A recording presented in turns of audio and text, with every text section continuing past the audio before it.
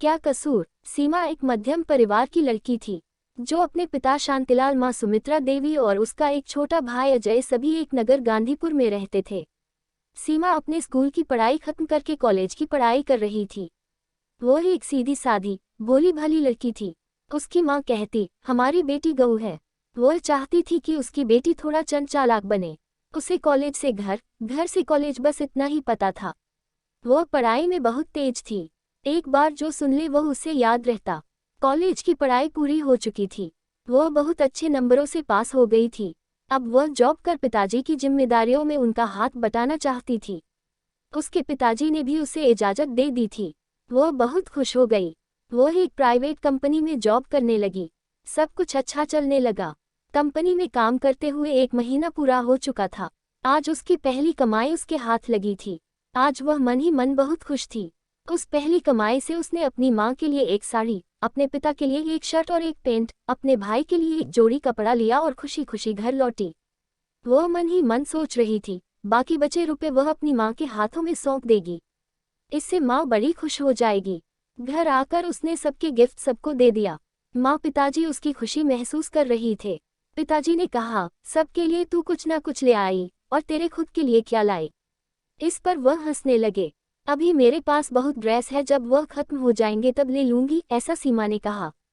एक दिन वह ऑफिस जा रही थी। उसे थोड़ा लेट हो गया था, इसलिए वह थोड़ा जल्दबाजी में जा रही थी। तभी उसकी टक्कर एक सड़क छाप रोमियो से हो जाती है। वह नीचे गिर जाती है। सड़क छाप रोमियो उसे हाथ देकर उठाने के लिए अपना हाथ आगे बढ़ाता है, पर वह स्वयं उठ जाती है। वह उसे सॉरी कहते हुए आगे बढ़ जाती है। वह रोमियो उसे जाते हुए देखता रहता है। वह मन ही मन कहता है, वाह क्या लड़की है। उसका मन उसे अपना बनाने की सोचता है। अब वह हमेशा उसकी राहों में नजरें गड़ाए बैठा रहता है। उसके दिखते ही उसके पीछे पीछे चलकर उसके ऑफिस के गेट तक पहुंचता है। सीमा इस बात से बेखबर थी।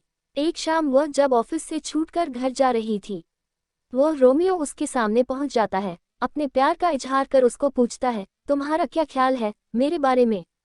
सीमा उसे देखकर घबरा जाती है। वह उससे बचकर आगे निकल जाती है और दौड़कर अपने घर पहुंच जाती है।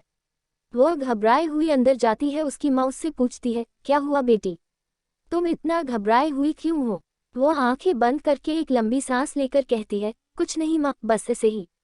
वह बात टाल जाती है कि कहीं माँ चिंतित ना हो जाए। वह पूरी रात उसी के बारे में सोचती है। वह अंदर ही अंदर भयभीत हो जाती है। क्या करूं? वह पिताजी से भी कुछ नहीं कह पाती। अगले दिन जब वह ऑफिस जा रही होती है, वह रोमियो उससे शादी का प्रपोजल रखता है। उसे वह धमकी देता है, यदि मुझसे शादी नहीं होगी तो मैं तेरी खूबसूरती बिगाड़ दूंगा, ताकि फिर तेरी शादी किसी से ना हो। शाम को मैं फिर आऊंगा, मुझे शाम तक बता देना। ऑफिस में बैठकर सोचती रहती है कि क्या करूं, इस रोमियो से कैसे छुटकारा पाऊं। उसके साथ काम करने वाली उसकी सहेली जया उसे परेशान देखकर परेशानी का कारण पूछती है। उसको ऐसे महसूस होता है जैसे किसी ने उसकी दुखती रग को छू दिया हो। वो फफक फफक कर रो पड़ी। जया को सब कुछ बता देती है। उसे पूछती है, मैं क्या करूं। जया उसे कहती है, तू शाम को उसे मना कर देना और हम जाकर उसकी शिकायत पुलिस में कर देंगे। सीमा, पुलिस में जाने पर बदनामी होगी, बात बढ़ेगी, कहती है। उसकी सहेली उसे आश्वासन देती है। अब उसका मन कुछ हल्का हो जाता है। शाम को वह जया के साथ ही घर के लिए निकलती है। ऑफिस से थोड़ी दूरी पर ही रोमियो उसके सामने आकर पूछता है, क्या सोचा मेरे बारे में। वह उसे ना कह देती है। उसकी ना सुनकर रोमियो बौखला जाता है। उसे बहुत गुस्सा आता है। वह उसे उंगली दिखाते हुए उस समय वहां से चला जाता है। सीमा घर आ जाती है। आज उसे थोड़ी शांति रहती है, पर वह आने वाले खतरे से भी जानती थी। वह नहीं जानती थी कि उसके ऊपर कितनी बड़ी विपत्ति आने वाली है, जो उसकी पूरी जिंदगी तबाह कर देगी।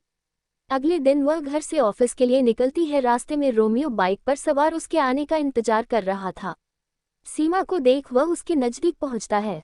उसके हाथों में एक कांच की बोतल थी, जिसमें तेजाब भरा हुआ था। वह उसके पास पहुंचकर वह तेजाब उसके मुंह में फेंककर भाग जाता है।